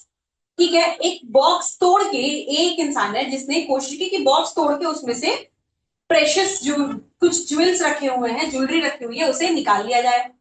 And finds after so opening the box that there is no jewel in the box, जब box तोड़ दिया तो उसने देखता कि भैया तो कुछ है ही नहीं। A has done an act towards the commission of the theft and therefore is guilty under this section. अब भले चोरी कर नहीं पाया, क्यों नहीं कर पाया, क्योंकि उसके अंदर कुछ था नहीं, लेकिन उस बॉक्स, खूबसूरत बॉक्स को देख के उसे तो यही लगा कि भाई जितना डेकोरेटेड बॉक्स है इसके अंदर जरूर कुछ प्रेशियस होगा, उसने उसे तोड़ा, उसने कोशिश की सामान निकालने की, इसलिए कोशिश की, अटेम्प्ट किया, इसलिए अटेम्प्ट हुआ, भले वो सक्सेसफुल नहीं हो पाया, सक्सेसफुल नहीं हुआ तभी तो वो इस सेक्शन में फॉल किया। अगर यही मान लीजिए बॉक्स तोड़ा होता, उसे ज्वेलरी मिली होती, उसने रख लिया होता, तब तो वो थेफ्ट हो गया। इस सेक्शन में क्यों फॉल कर गया, क्योंकि किसी वजह से वो कंप्लीट नहीं हो पाया ऑफेंस, तो भाई उसे मिली ही नहीं ज्वेलरी, इसलिए वो ले नहीं पाया, कंप्लीट नहीं हो पाया। अब क्योंकि कंप्लीट नहीं हो पाया, लेकिन उसका मेन श्रेय तो चोरी करने का ही था, इंटेंशन था, इसीलिए उसने बॉक्स तोड़ा, इंटेंशन था, एक्ट किया, लेकिन कंप्लीट नहीं हो पाया, तो इस सेक्शन में वो लायबल कर जाएगा। ठीक है। तो इसकी लायबिलिटी कितनी बनेगी, थेफ्ट का जो हाफ पनिशमेंट है वो विद और without fine. So with this हमने ये पूरा चैप्टर जो है, ये चैप्टर 4 पूरा कंप्लीट कर लिया। इसमें हमने बात की अबेटमेंट की, कॉन्स्पिरेसी की एंड अटेम्प्ट की, तीन कॉन्सेप्ट को हमने डिटेल में डिस्कस किया। अबेटमेंट क्या होता है, किन तरीकों से किया जाता है, उसकी क्या क्या लाइबिलिटी बनेगी, कॉन्स्पिरेसी क्या होती है, क्यों की जाती है, क्या नेचर है, लाइबिलिटी कैसे बनेगी, ये सारी चीजें हमने समझी। एंड लास्ट में एक very small section which is of attempt. ठीक है। इसके बाद हम आते हैं चैप्टर 5 पे, जो कि बात करता है offences against women and child. अब देखिए यहाँ पे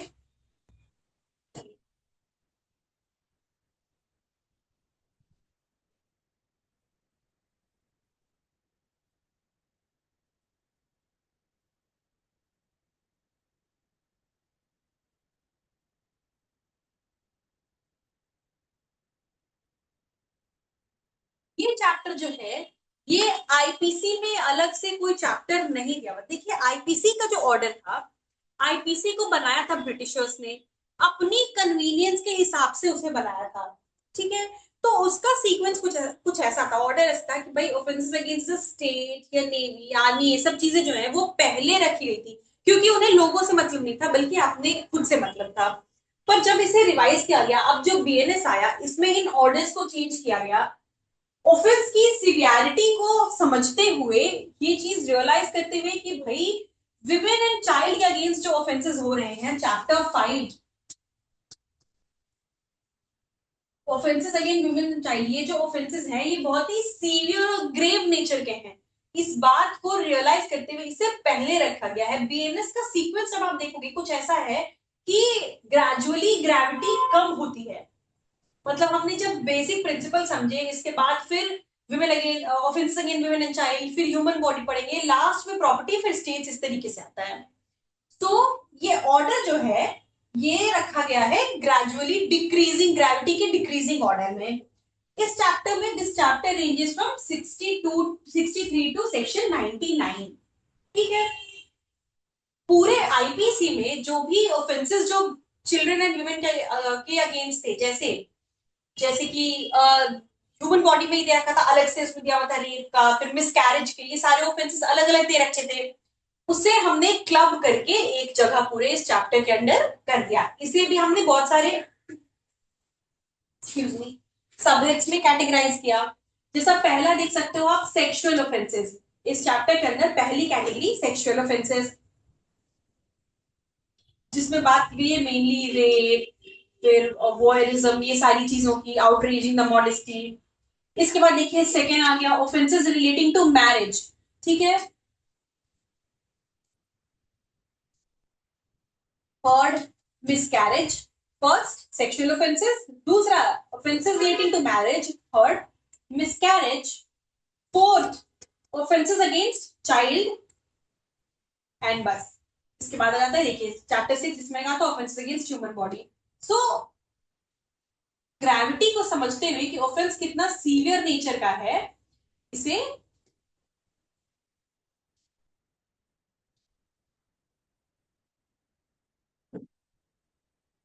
इस चैप्टर को पहले रखा गया है और एक जैसे ऑफेंसेस को एक हेडिंग के अंदर करके क्लब किया गया है, इसे बिल्कुल सिस्टमैटिकली अरेंज किया गया है पूरा। फर्स्ट पार्ट जो है जो बात करता है सेक्सुअल ऑफेंसेस की, ठीक है। ये पूरा चैप्टर, इस चैप्टर को आप देख सकते हैं सेक्शन 63 से 99 तक इसमें सेक्शंस दे रखे हैं, ठीक है। So BNS act chapter 5 named of offences against women and children of women and children, for this is the part, ठीक है। ये नहीं, women and children, ये अलग से एक चैप्टर बनाया गया जो कि आईपीसी में नहीं था, ठीक है। अब इसमें क्या है, all the offences relating to women and children have been placed under one chapter. सारे वुमेन एंड चिल्ड्रन से रिलेटेड जितने, जैसे हमने देखा भी, मैंने आपको दिखाया कि भाई मैरिज से मिसकैरेज का, ये सारे या ऑफेंसेस अगेंस्ट चिल्ड्रन जितनी भी चीजें हैं, ये इन सबको एक जगह प्लेस किया गया है। अब सबसे पहले शुरुआत करते हैं सेक्शन 63 से, जो कि बताता है रेप, ठीक है। रेप क्या है, तो सेक्शन 63 के एसेंशियल्स क्या क्या है देखिए।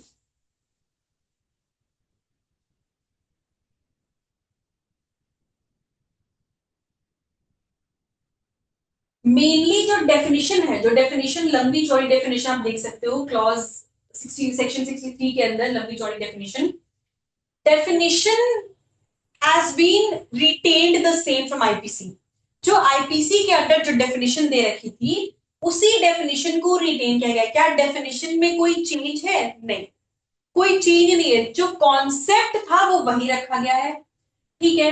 क्यों रखा गया है भाई, चेंज कर सकते थे ना उसे, इसके पीछे का ऑब्जेक्टिव है, इस डिस्क्रिप्टिव एक कॉम्प्रिहेंसिव सेक्शन की जरूरत क्यों थी? इसकी जरूरत यही थी कि भाई इंश्योर किया जा सके कि एक कॉम्प्रिहेंसिव लीगल फ्रेमवर्क हो that covers various forms of non consensual sexual acts. ठीक है, अब इसकी बहुत सारी कैटेगरीज हैं। इस सेक्शन को अगर हम समझने की कोशिश करें, इसे बहुत अलग अलग तरीके से, इस because it's a very comprehensive section, as you can see इतना लंबा है। ठीक है, अलग अलग करके पॉइंटर्स में डिस्क्राइब कर रखी है, इसके बाद कुछ एक्सप्लेनेशन, फिर एक्सप्लेनेशन के एक्सेप्शन, ये सब अलग अलग करके कैटेगरीज में डिवाइड किया है, जिसे एक्सप्लेन कर रखा है। इन ऑफेंसेस को, सेक्सुअल ऑफेंसेस को कैटेगराइज करके बहुत सारे अलग अलग कैटेगरीज में क्लासिफाई किया है और उन्हें एक्सप्लेन किया हुआ है। तो बेसिक चार जो कैटेगरीज हैं, जो जिनमें रेप के ऑफेंस को कैटेगराइज किया गया है, वो फर्स्ट है penetration, second insertion, third is manipulation and fourth is oral application. ठीक है, तो इन चार मेन कैटेगरीज हैं जिसमें क्लासिफाई किया गया है सेक्सुअल ऑफेंसेस को।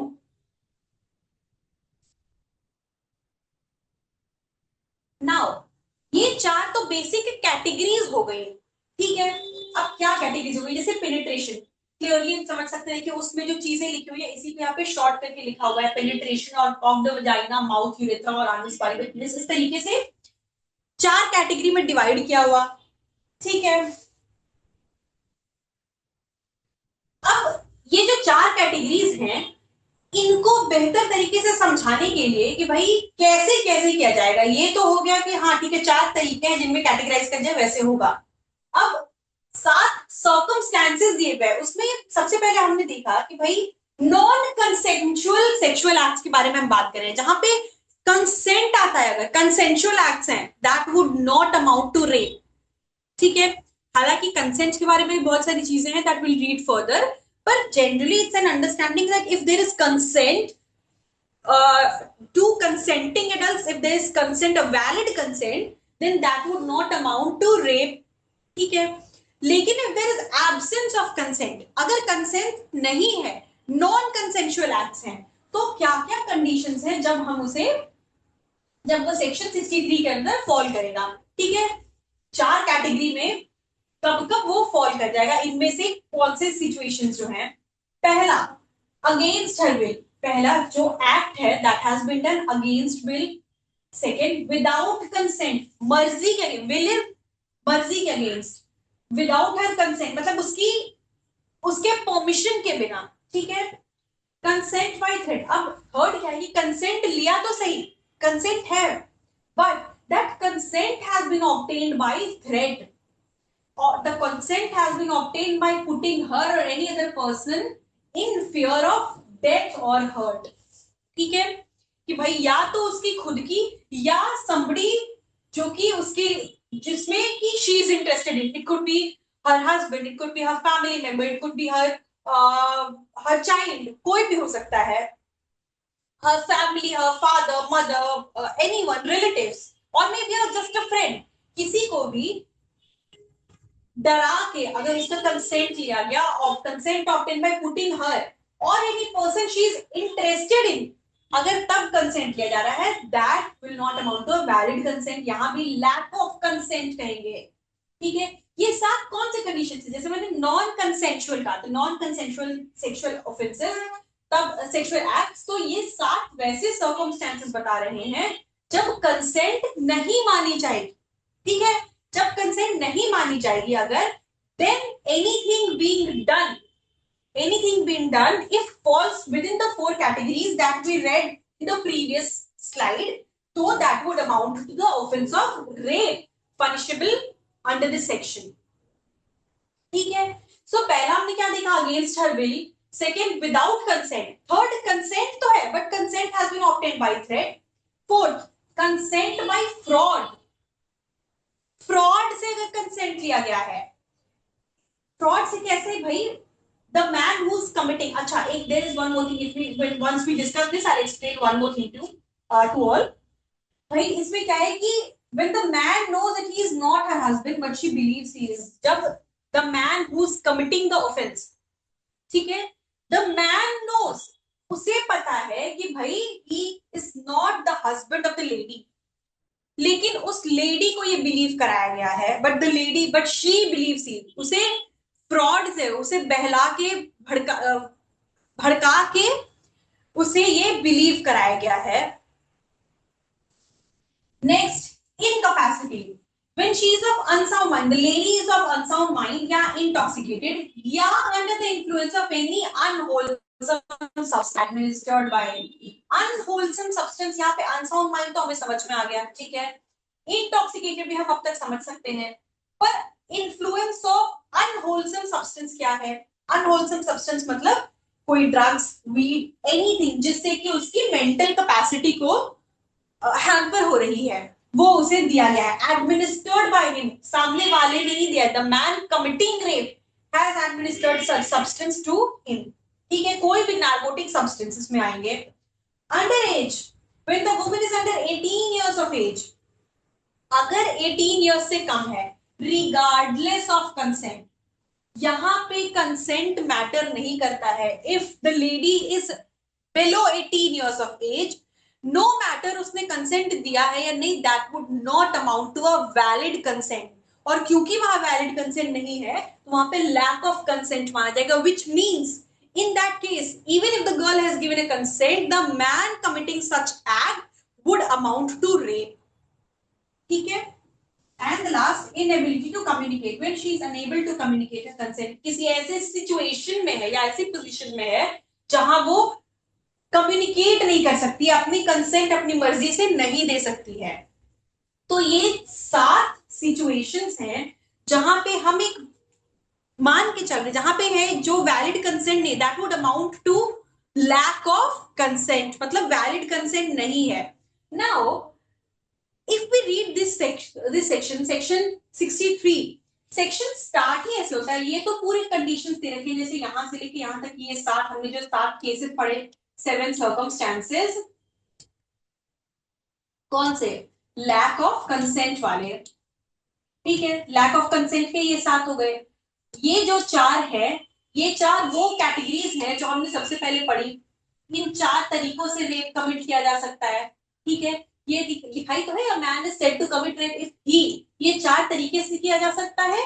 और ये 7 जो है इन सर्कमस्टेंसेस हैं जब कहेंगे कि कंसेंट नहीं था, कंसेंट नहीं था, तभी इन 4 में से किसी भी तरीके से अगर कोई एक्ट किया गया है, that would amount to rape. Now one important thing is section 63 कह रहा है a man is said to commit rape if he, इससे हमें एक बात क्या पता चलती है, एक चीज हमें क्लियरली बात समझ में आ रही है कि सेक्शन 63 ये मान के चलता है, प्रिजम्पशन है ये कि if an offence of rape has been committed, ठीक है, अगर रेप का ऑफेंस हो रहा है, perpetrator has to be a man, जो ऑफेंडर है वो एक मैन होगा, एंड द विक्टिम, जैसा कि हम देख सकते हैं यहाँ पे, without her consent, against her will, ये सारी चीजें हर में लिखी हुई है। सो जब जो विक्टिम है, क्योंकि ये सातों सर्कमस्टेंसेस बात करते हैं विमेन के लिए, so the section clearly states that the for an offence of rape the perpetrator is a man while a victim is always a female, ठीक है। यहां पे कॉन्ट्ररी सिचुएशन जो हो, अगर इफ इन, हालांकि नंबर जो अभी भी क्या मतलब, the number is way too high, मतलब offences of rape are generally committed on females, पर ऐसा नहीं है कि एक्सक्लूड किया जा सकता है, मतलब if there is even one victim, if there is even one victim, अगर एक मेल है तो वो नहीं फॉल कर सकते इसमें, ठीक है। मतलब ये सेक्शन 63 मेल विक्टिम्स को कंसिडर नहीं करता है, ये नहीं मानता है कि रेप की विक्टिम एक मेल भी हो सकते हैं, ये नहीं मानता है। Other than this, victim necessarily एक विमेन होगी,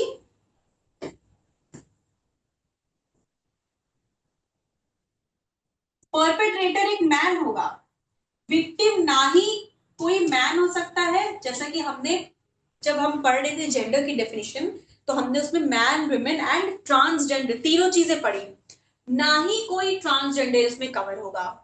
ये सेक्शन एक्सप्लिसिटली दिया हुआ है विमेन के प्रोटेक्शन के लिए, This covers women only. This section assumes that a perpetrator is a man and a victim is a woman. Perpetrator is a man, but the victim also has to be necessarily a woman. It doesn't cover a man nor even a transgender under the category of victims. So एक बहुत ही common debate कह लीजिए और discussion कह लीजिए है कि जब हम सेक्सुअल ऑफेंसेस की बात करते हैं तो ये ऐसे लॉज, ठीक है, दैट गोज विदाउट सेइंग कि वल्नरेबल जो ग्रुप है, सेगमेंट है, वो स्टिल आर विमेन, बट क्या protection, even if there is, as I said, even if there is one victim, क्या प्रोटेक्शन उन्हें नहीं होनी चाहिए? So this is not my view point, but this is just a common debate कि ऐसे laws को gender neutral होने की जरूरत है, which was also expected जब आईपीसी से बीएनएस बनने जा रहा था, it was in the process, so there was this lot of thing going on कि ये laws को gender neutral बनाया जाएगा, जो कि नहीं है. Clearly we can see कि the section says that a man, so the perpetrator, the one who is committing a rape, जो offender है वो man है, while the one who is a victim is a female. ठीक है, तो हमें ये समझ में आया कि भाई 4 तरीके से हो रहा है और 4 तरीके से रेप किया जा सकता है, एंड 7 कंडीशंस हैं. इन 7 कंडीशंस में हम कहेंगे कि लैक ऑफ कंसेंट है. तो अगर लैक ऑफ कंसेंट है उस वक्त उन 4 में से किसी भी तरीके से अगर कोई एक्ट किया गया, that would amount to rape. ठीक है, नाउ कंसेंट क्या है? कंसेंट, ठीक है, एक्सप्लेनेशन 2 जैसे देखिए, इसका एक्सप्लेनेशन 2 कहता है, क्लियरली बताता है, कंसेंट मींस, एंड क्या कह रहा है? Consent means an unequivocal voluntary agreement when the women by words, gestures or any form of verbal or non-verbal communication communicates willingness to participate in the specific sexual act. ठीक है, क्या कह रहा है ये? कंसेंट का मतलब बता रहा है. कंसेंट क्या होता है? कंसेंट क्या है? Unequivocal voluntary agreement. भाई वॉलंटरी अग्रीमेंट है, ठीक है, किस तरीके से एक्सप्रेस किया जा सकता है? थ्रू वर्ड्स, जेस्चर्स और एनी फॉर्म ऑफ वर्बल और नॉन वर्बल कम्युनिकेशन. किसी भी तरीके से अगर जाहिर किया गया कंसेंट, ठीक है. Consent given under misconception of facts does not constitute a valid consent. जैसा हमने फ्रॉड में देखा कि भाई consent by fraud is not a valid consent, वहां हम लैक ऑफ कंसेंट मान रहे हैं. वैसे ही मिसकंसेप्शन अगर है, उसकी वजह से भी अगर कंसेंट दे रही है lady, that would not amount to a valid consent. और एक वेरी इंपॉर्टेंट, जैसे कि पिंक मूवी में दिखाया है, no means no. Pink movie में है बहुत ही common that entire monologue. So the no rule, what does it state? इसका मतलब ये हुआ, a lack of physical resistance does not automatically imply consent. सिर्फ फिजिकली रेजिस्ट नहीं किया गया, lack of physical resistance, physically resist नहीं किया गया, इसका ये मतलब नहीं है कि कंसेंट इंप्लाई होता है automatically. If somebody is not physically resistant, not saying no, rigid नहीं हो रही है, that does not mean कि she is not saying no. No, इसका मतलब ये है कि भाई a no is a no. A lack of physical resistance does not automatically imply consent.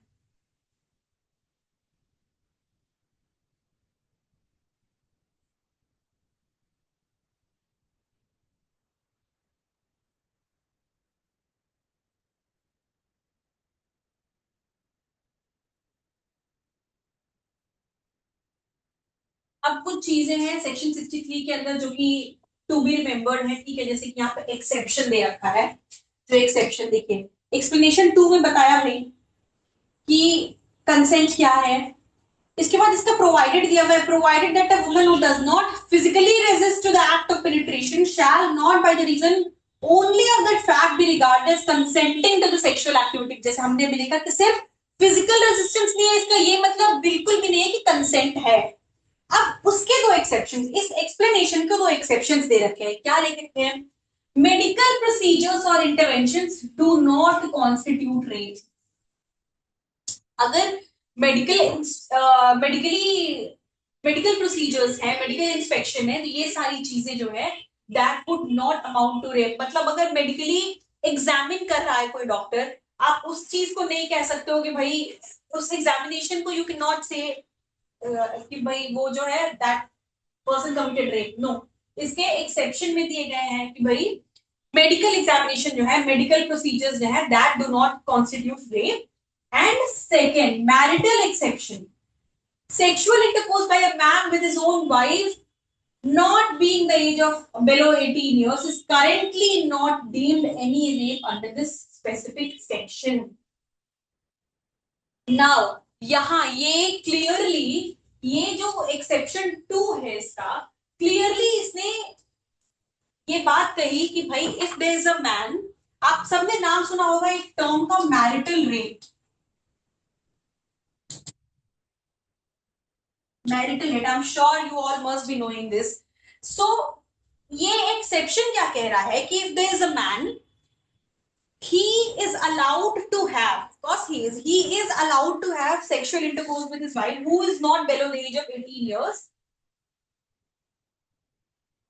regardless of चाहे भाई कंसेंट है या नहीं, if she is the wife he has the right to have sexual intercourse। ठीक है, लेकिन marital rape is a thing, इस पे इनफैक्ट कई केसेस भी सब कुछ है, लेकिन ऑल्दो जैसे मैंने बताया कि जेंडर न्यूट्रलिटी की बात हो रही थी जब बीएनएस वाज अंडर प्रोसेस, वैसे ही there was this entire hype कि भाई मैरिटल रेप को भी एक ऑफेंस के तौर पे इसमें जोड़ा जाएगा, जो कि क्लियरली एक्सेप्शन में रखा गया है, नहीं रखा है इसके अंदर। It is not an offence. अब मैरिटल रेप क्या है? मैरिटल रेप ये मान के चलता है कि भाई even if there is a couple, ठीक है, a legally wedded couple, legally married couple, but the wife is not ready or not willing or not consenting to have sexual intercourse with her husband, and he insists upon that, or he does some physical act, or he forces or does something that would amount to marital rape। लेकिन ये concept India में नहीं था अभी तक, और इसमें जो कि ऑलरेडी काफी like there was this entire thing जो बहुत ज्यादा चर्चा थी कि जब बीएनएस आएगा उसे एक ऑफेंस बनाया जाना है, और क्लियरली हम देख सकते हैं कि ऑफेंस एक नहीं है, एक्सेप्शन 2 इनफैक्ट बहुत एक्सप्लिसिटली, अभी तक तो भाई सिर्फ एक हवा में थी बातें, लेकिन एक्सेप्शन 2 बहुत एक्सप्लिसिटली कह रहा है कि भाई if there is sexual intercourse, sexual acts by a man with his own wife, wife being not under 18 years of age is not rape। ठीक है, सो ये है रेप का सेक्शन, सेक्शन 63। नाउ 64 में अब इसका पनिशमेंट दे रखा है। ठीक है, ये जो पूरा टॉपिक है सेक्सुअल ऑफेंसेस का, इसमें हम रेप, इनकी पनिशमेंट, गैंग रेप और अलग अलग, जैसे देखिए ये बहुत ही लेंदी सेक्शंस है इस टॉपिक के। punishment for rape in certain cases, punishment for death or resulting in persistent vegetative state, sexual intercourse by husband upon wife, sexual intercourse by person in authority, ये सारे sections काफी lengthy sections हैं। So we'll be discussing each section in detail। जितनी जरूरत होगी हम जिन sections पे ज्यादा emphasis करने की जरूरत होगी, we'll be discussing that। So क्या आज के टॉपिक में जैसा हम देख सकते हैं कि भाई हमने, आपने देखा, अगर I hope I have made things clear. मैंने कॉन्स्पिरेसी डिस्कस की, हमने कॉन्स्पिरेसी को डिटेल में समझने की कोशिश की। इसके बाद एक छोटा सा सेक्शन, बहुत ही छोटा सा है, अटेम्प्ट को भी समझने की कोशिश की। अटेम्प्ट में प्राइमरली सिर्फ उसकी पनिशमेंट दे रखी है, ज्यादा कुछ है नहीं वो। एंड उसके बाद हमने एक फ्रेश चैप्टर, आज चैप्टर 5 शुरुआत करी, offences against women and child, जिसका फर्स्ट पार्ट, फर्स्ट टॉपिक जो है वो है ऑफ सेक्सुअल ऑफेंसेस, उससे डील करता है। ठीक है, जो कि सेक्शन 63 से लेके, जो कि हमने शुरू किया, से लेके 73 तक है। ये पूरा चैप्टर जो है 63 से 99 है, पर ये टॉपिक जो है 63 से लेके 73 तक है।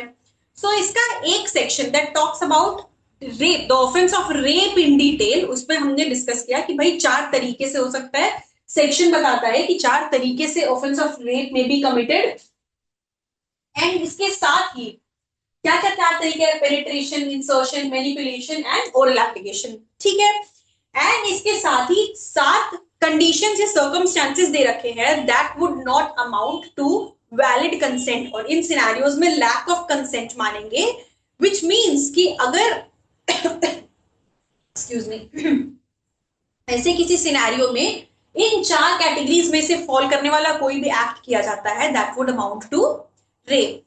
ठीक है, इसके साथ ही फिर हमने इसके कंसेंट के मतलब को समझा कि कंसेंट क्या होता है, कंसेंट कब जरूरी है, ये सारी चीजें हमने देखी। So with this we are done up till section 63.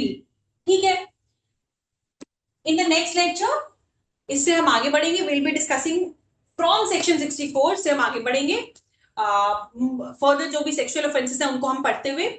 And meanwhile I hope कि मैंने चीजों को आपको अच्छे से एक्सप्लेन किया है। एंड फॉर एनी क्वेरी, अगर आप कोई भी डाउट्स हो, कुछ भी पूछना हो, आप हमारे नंबर्स हैं, टोल फ्री नंबर्स हैं, आप हमारे वेबसाइट है, आप हमें रीच कर सकते हो जुडिशियल लॉ क्लासेस पे। And take care and see you all.